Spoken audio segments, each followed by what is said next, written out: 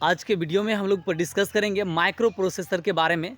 आप जानते हैं जैसे इलेक्ट्रॉनिक्स, इलेक्ट्रिकल और कंप्यूटर साइंस के स्टूडेंट्स को माइक्रो प्रोसेसर पढ़ना होता है। तो हम लोग डिस्कस करेंगे माइक्रो प्रोसेसर के बारे में। माइक्रो प्रोसेसर को पढ़ने से पहले हम लोग प्रैक्टिकल लाइफ में देखते हैं जो माइक्रो प्रोसेसर कहाँ कहाँ पे यूज होता है। आप मोबाइल चलाते हैं, हर एक बच्चा मोबाइल यूज करता है, तो आपके मोबाइल के अंदर जो सर्किट है भाई वही तो माइक्रो प्रोसेसर है।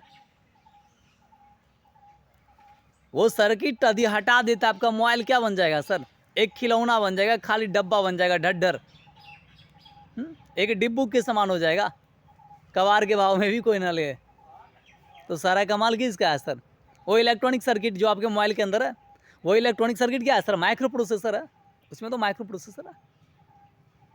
उसी माइक्रो प्रोसेसर के कारण तो आपका मोबाइल वर्क कर रहा है।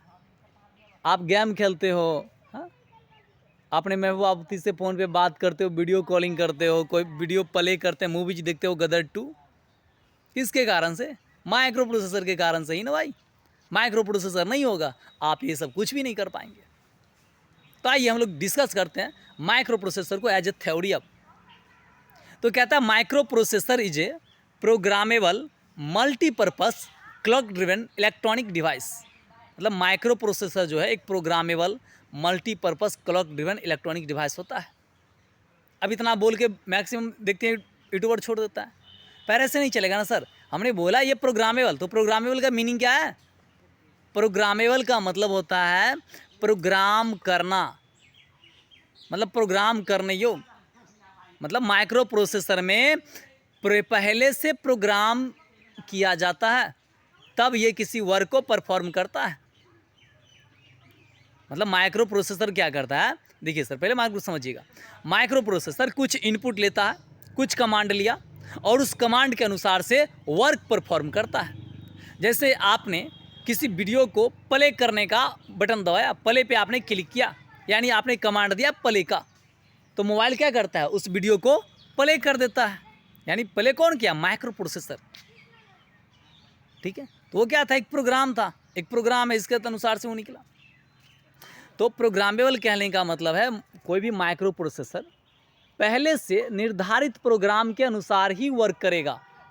जो प्रोग्राम उस माइक्रो प्रोसेसर के अंदर हम डाल दिए हैं, उस प्रोग्राम के अतिरिक्त वो कोई भी एक्स्ट्रा वर्क परफॉर्म नहीं करेगा।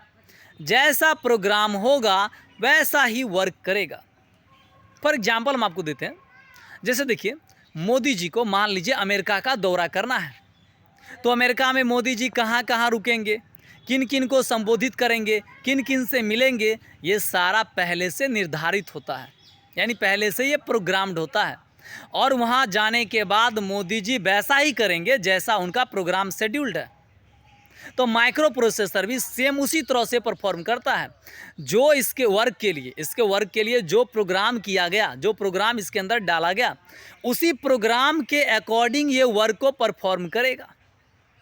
जैसे हम कोई फाइल ओपन करते हैं, जैसे फाइल मैनेजर हमने ओपन किया, फाइल मैनेजर पे क्लिक किया, तो उसके अंदर वीडियो, डॉक्यूमेंट्स, इमेज, ये सब आपको शो होता है। जैसे फॉर एग्जांपल आप वीडियोज़ पे क्लिक करते हैं तो आपके अंदर जो भी उसमें वीडियो होता है आपका, वो वीडियो शो करता है।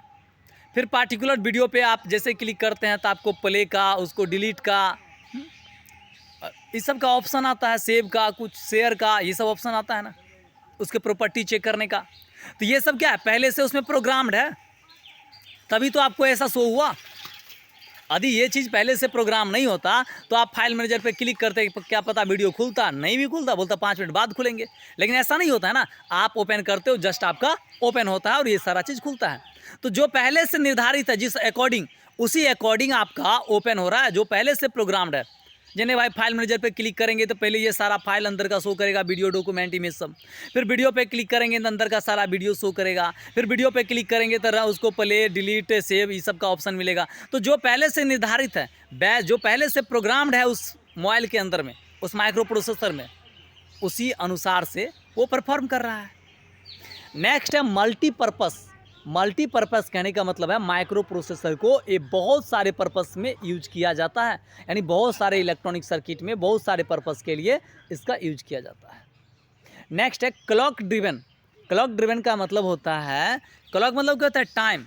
यानी जो पहले से निर्धारित टाइम है उसी टाइम के अनुसार से यह प्रोग्राम को परफॉर्म करेगा, वर्क को परफॉर्म करेगा। जैसे मान लीजिए हमें 3-4 इनपुट हम एक साथ दिए, 3-4 कमांड मान लीजिए उसको मिला, तो जो कमांड पहले मिलेगा उसको वो पहले परफॉर्म करेगा। मान लीजिए हमने पहले वीडियो को प्ले किया, तो पहले वीडियो क्या होगा, प्ले होगा, और उसके बाद हमने उसको डिलीट का ऑप्शन दिया, तो अब क्या करेगा, वो वीडियो को डिलीट कर देगा। ऐसा नहीं है जो पहले डिलीट को करेगा तब जाके उसको प्ले करेगा, ऐसा नहीं होने वाला है। पहले जो कमांड पहले देंगे वो कमांड पहले ऑपरेट करेगा। यानी क्लॉक ड्रिवन होता है, टाइम पे, जो टाइम शेड्यूल के अनुसार से, जो पहले से निर्धारित टाइम है इसका, उसी टाइम के अनुसार से वर्क को परफॉर्म करता है। ठीक है, सारा चीज़ इससे पहले से निर्धारित होता है।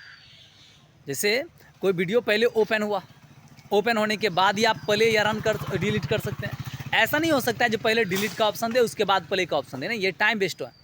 हमने जैसे ओपन किया तो ओपन करने के बाद का जो टाइम होगा वो पहले शो करेगा, शो करने के बाद ही फिर पूछाएगा। तो जो पहले से निर्धारित टाइम है उसी टाइम पे वह प्रोग्राम को एग्जीक्यूट करेगा। यानी माइक्रो प्रोसेसर वाला प्रोग्रामेबल कहने का मतलब जो प्रोग्राम उसके अंदर किया जाएगा उस प्रोग्राम के अनुसार ही वर्क करेगा, और जिन प्रोग्राम का जो टाइम निर्धारित होगा वर्क करने का उसी टाइम पे वो प्रोग्राम एग्जीक्यूट किया जाएगा माइक्रो प्रोसेसर के द्वारा। इसी को बोलते हैं क्लॉक ड्रिवन। क्लॉक ड्रिवन का सीधा मीनिंग होता है जो पहले से निर्धारित टाइम के अकॉर्डिंग ही वो वर्क को परफॉर्म करेगा, और प्रोग्रामेबल का मतलब होता है पहले से जो निर्धारित प्रोग्राम उसके अंदर है उसी प्रोग्राम को वर्क करेगा और उसी टाइम पे, जो टाइम पहले से निर्धारित है, यानी क्लॉक ड्रिवन उसी को बोलते हैं। मल्टीपर्पस मतलब एक से अधिक पर्पस में इसका यूज किया जाता है। कोई दिक्कत? इट टेक सम इनपुट, ये कुछ इनपुट लेता है, एंड प्रोसेस इट, और उस इनपुट को क्या करता है, प्रोसेस करता है, अकॉर्डिंग टू प्रजेंट प्रोग्राम, जो प्रोग्राम हम दिए हैं, जो प्रोग्राम उसमें मौजूद है, यानी प्रजेंट प्रोग्राम के अनुसार से जो प्रोग्राम उसमें उपस्थित है उस प्रोग्राम के अनुसार से वो इनपुट को क्या करेगा, प्रोसेस करेगा, and gives a suitable output, और उस प्रोग्राम के अकॉर्डिंग आपको एक सूटेबल आउटपुट देगा। जैसे हम पीछे बताए, जैसे हम किसी वीडियो को प्ले किए, कमांड दिए, प्रोग्राम उसमें पहले से फिक्स होगा, उसके अनुसार से हम उसको इनपुट दिए प्ले का, तो हमको वीडियो को प्ले करके देगा, हमको वीडियो को चला के देगा, हमारे मोबाइल पे वीडियो चलने लगेगा। Sometimes micro processor is also called CPU। कभी कभी माइक्रो प्रोसेसर को हम लोग CPU भी कहते हैं, सेंट्रल प्रोसेसिंग यूनिट जिसका फुल फॉर्म होता है। CPU जो कंप्यूटर का ब्रेन भी कहलाता है। जिस तरह से देखते हो कंप्यूटर, जो कोई भी जो कंप्यूटर है वो बिना CPU का कुछ भी नहीं है, एक खाली डिब्बा है। सारा कमाल किसका है, CPU का होता है कंप्यूटर के अंदर। उसी तरह से किसी भी बड़े इलेक्ट्रॉनिक सर्किट में माइक्रो प्रोसेसर का भी वही काम होता है जो CPU का काम है, इसलिए माइक्रो प्रोसेसर को हम CPU भी कहते हैं कभी कभी। आइए, माइक्रो प्रोसेसर को डिटेल में पढ़ने से पहले हमें माइक्रो प्रोसेस के कुछ बेसिक कॉन्सेप्ट्स को जानना पड़ेगा, जिनको हम पहले डिस्कस कर लेते हैं। हम लोग देखते हैं बीट क्या होता है। बीट जो है बाइनरी डिजिट को हम लोग बीट बोलते हैं, ठीक है, बाइनरी डिजिट को बीट बोलते हैं। अनेक नंबर सिस्टम होता है ना, बाइनरी, ठीक है, और हेक्साडेसिमल, डेसिमल सिस्टम, ठीक है, तो उसी तरह से एक बाइनरी डिजिट जो है उसको हम लोग बीट बोलते हैं। बाइनरी नंबर सिस्टम का बेस 2 होता है, और कोई भी नंबर सिस्टम 0 से जनरली स्टार्ट होता है। तो बाइनरी नंबर का बेस यदि 2 है तो 0 से स्टार्ट करें तो 2 नंबर क्या क्या बनेगा, एक 0 1, इसलिए बाइनरी में 2 ही डिजिट होते हैं, और 2 डिजिट 0 और 1 ही होते हैं। कोई आपसे पूछ देगा जब बाइनरी में भाई 0 और 1 ही क्यों होते हैं, क्योंकि बाइनरी का बेस 2 है, मतलब इसमें 2 ही नंबर हो सकते हैं, और ये कोई भी नंबर सिस्टम 0 से स्टार्ट होता है, और जब हम 0 से स्टार्ट करें तो 0 1 2 नंबर पूछ जाता है। यानी बीट जो है 0 और 1 हो सकते हैं, 0 होंगे और 1 को हम बीट बोलते हैं। कुछ इंपॉर्टेंट डेटा, जैसे बोलता है कोई 4 बीट, 4 बीट कहने का मतलब होता है उसमें 4 गो 0 या 1 से मिलके बना होगा, 4 गो 0 या 1 होगा, कुछ भी होगा लेकिन 4 होगा। 8 बीट डेटा कहने का मतलब उसमें 8 गो 0 या 1 होगा, यानी 0 या 1 से बना हुआ जो नंबर है वो 8 होगा, उसमें 8 उसकी संख्या होगा। कुछ इंपॉर्टेंट टर्म देखते हैं, जिससे 4 बीट में 1 निबल होते हैं, MCQ में पूछ सकते हैं। 8 बीट में 1 बाइट होता है, 1024 बाइट का 1 KB होता है, 1024 KB का 1 MB होता है, 1024 MB का 1 GB होता है, 1024 GB का 1 TB होता है और 1024 TB का 1 PB होता है। PB को हम लोग पेंटाबाइट कहते हैं, TB को टेराबाइट कहते हैं, GB को गीगाबाइट कहते हैं और MB को मेगाबाइट कहते हैं और KB को किलोबाइट भी कहते हैं। यानी बीट बाइट हम लोग यहाँ से चले थे निब्बल। सबसे पहले हम लोग देखें तो बीट यहाँ से स्टार्ट करें ना, चूँकि 4 बीट एक निब्बल होता है तो bit byte KB MB GB TB PB, ठीक है, सब 224 पे आता है। कुछ डेटा आपको मैथमेटिकली याद रखना आसान रखना चाहिए न्यूमेरिकल बनाने के लिए इसमें, जैसे 2 का पावर 0 इसका वैल्यू 1, 2 का पावर 1 2, 2 का पावर 2 4, 2 का पावर 3 8, 2 का पावर 4 16, 2 का पावर 5 32, 2 का पावर 6 यानी 64, 2 का पावर 7 128, 2 का पावर 8 256, 2 का पावर 9 512, 2 का पावर 10 1K, 2 का पावर 20 1 मिलियन, 2 का पावर 13 1 गीगाबाइट, 2 का पावर 14 1 टीराबाइट। ये सब आपको याद रखना चाहिए जो आपको काम देगा, ठीक है। मेगा मतलब मिलियन होता है और जीगा मतलब बिलियन होता है, याद रखिएगा, और टेरा मतलब ट्रिलियन होता है, ठीक है। मेगा मतलब मिलियन, जीगा मतलब बिलियन और टेरा मतलब ट्रिलियन, ठीक है। माइक्रो प्रोसेसर में देखिए एक मेमोरी होता है, कोई भी डेटा जो वो लेता है उसको स्टोर करने का काम मेमोरी में करता है। माइक्रो प्रोसेसर मेमोरी से डेटा लेगा, उसको एग्जीक्यूट करेगा और फिर जो रिजल्ट होगा उस रिजल्ट को स्टोर करने के लिए भी फिर मेमोरी का ही यूज करता है, ठीक है। तो इनपुट सबसे पहले माइक्रो प्रोसेसर में डायरेक्ट इनपुट नहीं देते हैं हम, जो इनपुट देना वो जाएगा पहले मेमोरी को और मेमोरी से फिर म्यूपी लेगा, फिर परफॉर्म करेगा और जो रिजल्ट होगा मेमोरी में देगा, फिर मेमोरी से हमको आउटपुट मिलेगा। मेमोरी का काम कुछ और नहीं, मेमोरी का एक ही काम होता है डेटा को स्टोर करना। कोई भी डेटा या प्रोग्राम है उनको स्टोर करने का काम मेमोरी करता है और माइक्रो प्रोसेसर जो है उस मेमोरी से डेटा को लेता है, फिर उसको परफॉर्म करता है, फिर रिजल्ट देता है, रिजल्ट को फिर यदि स्टोर करना है तो मेमोरी में स्टोर कर देता है। जैसे किसी फाइल को आपको सेव करना होता है तो कहाँ सेव करते हैं सर? मेमोरी में ही सेव करते हैं ना। कोई चीज़ मान लीजिए सपोज डेट आपने कोई चीज़ बनाया अपने मोबाइल के अंदर, कोई डिज़ाइन आपने क्रिएट किया किसी ऐप के द्वारा, तो उस डिज़ाइन को स्टोर कहाँ करते हैं? मेमोरी में स्टोर करते हैं। किसी से आपको कोई चीज़ लेना है, किसी अदर मोबाइल से आपको कोई अदर सिस्टम से आपने कोई चीज़ लिया अपने मोबाइल के अंदर, किसी फ़ोटो वीडियो कुछ भी लिया, तो उसको कहाँ सेव करते हैं सर? उसको कहाँ लेते हैं? मेमोरी में ही रखते हैं ना सर। यानी इनपुट भी मेमोरी को और आउटपुट भी मेमोरी से, इनपुट मेमोरी को देते हैं और आउटपुट भी मेमोरी से लेते हैं। नेक्स्ट है बोलता है a set of instruction is called program. यानी इंस्ट्रक्शन का जो सेट होता है, बहुत सारे इंस्ट्रक्शन जो दिया उसका एक कंप्लीट ग्रुप जो है उसको प्रोग्राम कहते हैं। जैसे इंस्ट्रक्शन जो भी आप कमांड देते हैं, command is called giving, command is called instruction. आप जो कमांड दे रहे हैं वो कमांड क्या कहलाएगा? इंस्ट्रक्शन कहलाएगा। आप बोल रहे हो प्ले करने के लिए, सेव करने के लिए, डिलीट करने के लिए, मूव करने के लिए, सेंड करने के लिए, ये जो आपने कमांड दिया ये कमांड क्या है सर? इंस्ट्रक्शन है। और विभिन्न डिफरेंट इंस्ट्रक्शन का जो एक ग्रुप होगा उसको क्या कहेंगे? प्रोग्राम कहेंगे। एक छोटा टर्म आता है फेच या फेचिंग। फेच का मतलब होता है लेना, ठीक है। मेमोरी से जब किसी डेटा को माइक्रो प्रोसेसर में लिया जाता है तो उसको बोलते हैं फेचिंग।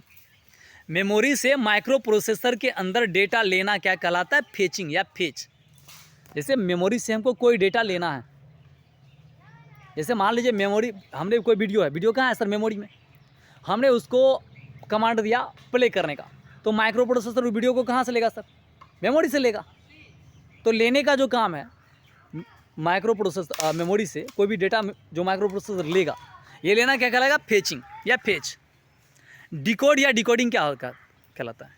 किसी भी डेटा को अंडरस्टूड करना, समझना, डिकोडिंग कहलाता है। जैसे हमने कोई डेटा लिया तो माइक्रो प्रोसेसर पहले उसको पहले डेटा को लेता है और लेने के बाद उसको एग्जीक्यूट करता है, मतलब समझता है जिस डेटा को हमको करना क्या है। जैसे आप कोई सामान कहीं से मंगाए, अब क्या करते हैं? आप सोचते हैं जिस सामान से हमको क्या बनाना है, तो पहले समझते हैं। तो उसी तरह से माइक्रो प्रोसेसर भी मेमोरी से जो डेटा लेता है, डेटा लेने के बाद उसको अंडरस्टूड करता है जिसको हमें करना क्या है, और डिकोडिंग कहलाता है। समझना क्या है? डिकोडिंग, और लेना क्या है? फेचिंग। नेक्स्ट है एग्जीक्यूट या एग्जीक्यूशन। अब हम डेटा ले लिया, माइक्रो प्रोसेसर डेटा ले लिया और उस डेटा को प्रोसेस करना, उसको परफॉर्म करना, जो प्रोग्राम है प्रोग्राम, उस प्रोग्राम के तहत उस डेटा को परफॉर्म करना एग्जीक्यूशन कहलाता है। मान लीजिए हमको दिया प्ले का, हमको प्रोग्राम है, प्रोग्राम पहले से फिक्स्ड है, इसमें को प्ले करना है, तो वो वीडियो को क्या प्ले किया, तो ये जो प्ले किया ना, प्ले करना क्या है, एग्जीक्यूशन है। देखिए सर, कमांड लेना, इंस्ट्रक्शन लेना, फेचिंग, उसको समझना, अंडरस्टैंडिंग या डिकोडिंग, उसको अंडरस्टूड करना, डिकोडिंग, डेटा लेना, फेचिंग, डेटा को समझना, डिकोडिंग, और डेटा उस प्रोग्राम के अनुसार से जो गिवन पर पहले से प्रोग्राम निर्धारित है, उस प्रोग्राम के अनुसार से उस डेटा को परफॉर्म करना, एग्जीक्यूशन। एक छोटा टर्म आता है बस। बस क्या होता है सर? बस मतलब तार, बस का मतलब तार, वायर, लाइन, जिसके थ्रू डेटा को ट्रांसफ़र किया जाता है मेमोरी से माइक्रो प्रोसेसर में डेटा आया, या हम इनपुट डिवाइस के द्वारा, जैसे आपका माउस है, आपका कीबोर्ड है, ये सब इनपुट डिवाइस है, इससे हम कोई डेटा मेमोरी के अंदर दिए, कोई कमांड हमने दी है, कोई प्रोग्राम हमने दिया, तो इस देने के लिए जिस बस का, जिस लाइन का यूज करते हैं, जिस तार का यूज करते हैं, उसको बस कहते हैं। बस अब वायरलेस भी आता है और वायर भी आता है। जैसे माउस देखो ना सर, बिना वायर का भी अब कमांड देते हैं ना, और वायर भी लगा होता था ना पहले, अब तो वायरलेस वाला आ गया ना। तो बस, उसी बस जो है, जिस लाइन के थ्रू, जिस तार के थ्रू डेटा को ट्रांसफ़र करते हैं एक डिवाइस से दूसरे डिवाइस में, उसको हम लोग बस कहते हैं। बस का मतलब जिस पे आप चढ़ने वाला बस नहीं, बस का मतलब डेटा को ट्रांसफ़र करने के लिए जिस लाइन का यूज करते हैं, डैट इज कॉल्ड बस। ये बस 3 तरह के होते हैं, एड्रेस बस, डेटा बस और कंट्रोल बस। हम लोग देखेंगे एड्रेस बस के बारे में। एड्रेस बस क्या होता है? देखिए, जिस बस का यूज मेमोरी में किसी भी डेटा का लोकेशन पता करने के लिए किया जाता है। जैसे आप फॉर एग्जांपल देते हैं, आपके पिताजी आपको बोले जो आप मार्केट जाओ और मार्केट से कोई सामान लेकर के आओ। दुकानदार दुकान का नाम बता दिए, इस दुकान से आपको सामान लेकर के आना है। तो मार्केट आप जाओगे तो सबसे पहले क्या करोगे, उस दुकान को खोजोगे ना।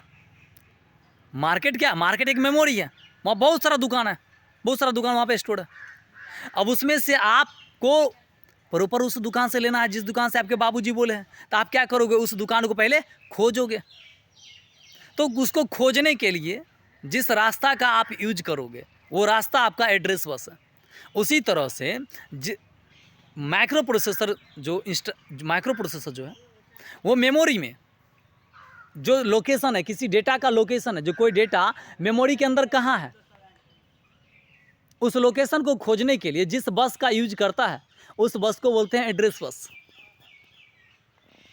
ठीक है, तो किसी के लोकेशन को खोजने के लिए जिस बस का यूज करते हैं, ठीक है, डेटा का जो लोकेशन क्या है, किसी मेमोरी के अंदर डेटा का लोकेशन क्या है, किसी मेमोरी के अंदर डेटा के लोकेशन को, मतलब डेटा कहाँ पे स्थिर है, कहाँ पे रखा हुआ है, उसके जगह को, उसके घर को पता करने के लिए जिस बस का यूज करेंगे, वो हमारा एड्रेस बस कहलाता है। ये यूनिडायरेक्शनल होते हैं। यूनिडायरेक्शनल मतलब एड्रेस बस जो है वो हमेशा माइक्रो प्रोसेसर से मेमोरी की ओर ही फ्लो करेगा। एक बात बताइए, आपके बाबूजी आपको बोले उस दुकान से सामान लेके आओ, तो वो रास्ता कहाँ जाएगा? आपके बाबू जहाँ पे अभी है वहाँ से आप मार्केट की ओर जाएगा। ऐसा तो नहीं है जब मार्केट से कहीं और जाएगा, मार्केट से आपके बाबूजी की तरफ तो रास्ता नहीं आएगा खोजते खोजते। भाई खोजने के लिए तो मार्केट में ही जाएगा ना। आप जहाँ पे हो वहाँ से कहाँ जाओगे? मार्केट में जाओगे और उसको खोजोगे। मतलब आपका जो जाना है वो कहाँ, आप जहाँ हो वहाँ से मार्केट से आप इधर नहीं आओगे ना खोजने के लिए तो वहीं जाओगे, मार्केट में जाओगे दुकान खोजने के लिए। इसीलिए बोलते हैं यूनिडायरेक्शनल। मतलब इसमें डेटा का जो फ्लो है, जो खोजने के लिए जाएगा डेटा, वो हमेशा क्या होगा, माइक्रो प्रोसेसर से मेमोरी की तरफ जाएगा वो डेटा। तो जिस डेटा का यूज, आपने क्या बोला, जिस डेटा का यूज मेमोरी के अंदर डेटा के लोकेशन को खोजने के लिए किया जाता है, उस बस को एड्रेस बस कहते हैं। नेक्स्ट है डेटा बस। क्या होता है? जिस बस का यूज डेटा को ट्रांसफ़र करने के लिए करते हैं, उसको हम लोग डेटा बस कहते हैं। अब डेटा बस बाई डायरेक्शनल होते हैं। इसमें डेटा मेमोरी से माइक्रो प्रोसेसर भी लेता है, और माइक्रो प्रोसेसर एग्जीक्यूट करने के बाद फिर मेमोरी को देता है। हम इनपुट मेमोरी को देते भी हैं और मेमोरी से आउटपुट के रूप में लेते भी हैं। तो ये क्या है, बाई डायरेक्शनल है ना। तो डेटा बस बाई डायरेक्शनल होते हैं। और डेटा बस किसको कहेंगे, जिस बस के द्वारा, जिस तार के द्वारा डेटा को हम एक डिवाइस से दूसरे डिवाइस में ट्रांसफ़र करेंगे, that is called data bus. ये बाई डायरेक्शनल होते हैं, मतलब डेटा के flow memory to microprocessor भी होगा और माइक्रो प्रोसेसर से डेटा मेमोरी में भी जाएगा। नेक्स्ट है कंट्रोल बस। कंट्रोल बस क्या होता है, जिस बस का यूज इन डेटा को कंट्रोल करने के लिए किया जाता है। जिस बस का यूज डेटा को कंट्रोल करने के लिए करते हैं उसको कंट्रोल बस कहते हैं। ठीक है, यहाँ पे एक छोटा सा एमसीक्यू टर्म है जो विविया है, जो एक लैंग्वेज को दूसरे लैंग्वेज में कन्वर्ट करने के लिए, ठीक है, हम लोग लैंग्वेज कन्वर्जन के लिए जिस डिवाइस का यूज करते हैं, जिसका यूज करते हैं उसको बोलते हैं कंपाइलर। कंपाइलर की मदद से हम लोग लैंग्वेज को कन्वर्ट करते हैं, किसी भी लैंग्वेज को किसी भी लैंग्वेज में कन्वर्ट कर सकते हैं कंपाइलर की मदद से। ठीक है, यहाँ पे कहता है लैंग्वेज जो है जनरली यहाँ पे 3 तरह का लैंग्वेज आपको पढ़ने को मिलेगा। एक हायर लेवल लैंग्वेज होते हैं, ठीक है, जो प्रोग्रामर जो होता है वो जिस लैंग्वेज में किसी प्रोग्राम को लिखता है वो हायर लेवल लैंग्वेज होते हैं। जैसे इंग्लिश का जो आपने इंग्लिश की तरह होता है, जैसे आप इंग्लिश में कुछ लिखें, Ram it's a mango, for example हम दे रहे हैं, ऐसे कोई भी प्रोग्राम ऐसे वो प्रोग्राम लिखेगा, जैसे किसी वीडियो को play the video, save the video, ऐसे करके जो लिखा वो क्या है, हायर लेवल लैंग्वेज है। मशीन लैंग्वेज क्या होता है, मशीन लैंग्वेज कहने का मतलब होता है जैसे किसी को 2 इनपुट है उसको ऐड करना है तो लिखेगा ऐड बी सी, इसका मतलब बी और सी को ऐड करना है, ये मशीन लैंग्वेज है। ठीक है, और नेक्स्ट है बाइनरी लैंग्वेज। बाइनरी लैंग्वेज क्या होता है, 0 और 1 को हम लोग बाइनरी लैंग्वेज कहते हैं। और मशीन जो है, अब इसमें कुछ आपको ट्रिक दिया है, जो हेक्साडेसिमल सिस्टम को समझने का ट्रिक वगैरह कुछ यहाँ पे दिया है। जैसे आप लिखते हो सर कोई भी डेटा है, देखिए एक चीज़ जैसे 8421 से आप कंपेयर करते हैं, ठीक है, ये तो ऑक्टल के लिए हो गया, सॉरी हेक्साडेसिमल, हाँ 8421 से कंपेयर करते हैं, 8 4 12 2 14 1 15। तो हेक्साडेसिमल सिस्टम में किसी भी डेटा को आप कितना उसका वैल्यू होगा उसको लिखने का तरीका है, याद करने का तरीका सिंपल है। 8421 लिखा, जैसे आपका 4 बिट कोई डेटा है, जैसे हमने लिखा 0110 है, तो हम क्या करेंगे, इसको 8421 से कंपेयर करेंगे। जैसे यहाँ पे देखिए क्या है 8421, हम इधर से लिखेंगे 1248, और जो हमारा डेटा है उसको कंपेयर कीजिए। 0 के सामने वाला डिजिट को नहीं लेना है, और जिसके सामने 0 नहीं है, जिसके सामने 0 है उसको नहीं लेना है, और जिसके सामने 1 है उसको लेना है। मतलब 0 को नहीं लेना है और 0 के सामने वाला को नहीं लेना है और 1 के सामने वाला को लेना है। आप यहाँ पे ध्यान से देखें तो 0 के सामने हमारा क्या है, यहाँ पे 1 नहीं लेंगे, इस 0 के सामने 8 है नहीं लेंगे, 1 के सामने 2 है, 1 के सामने 4 है, तो 4 और 2 को लेंगे, तो 4 और 2 को मिला के कितना बनेगा, 6 बनेगा। मतलब इसका वैल्यू कितना हो गया, 6 हो गया। यहाँ पे आप देखिए आपको एक 8 बिट डेटा है, 8 बिट डेटा आपने ध्यान दे, यहाँ पे 8 बिट डेटा है आपको। आप यदि 8421 से कंपेयर कीजिए तो सिर्फ 1 के सामने ये 1 है, इस 1 के सामने क्या आएगा, 1 आएगा, तो इसका वैल्यू हमारा 1 हो गया।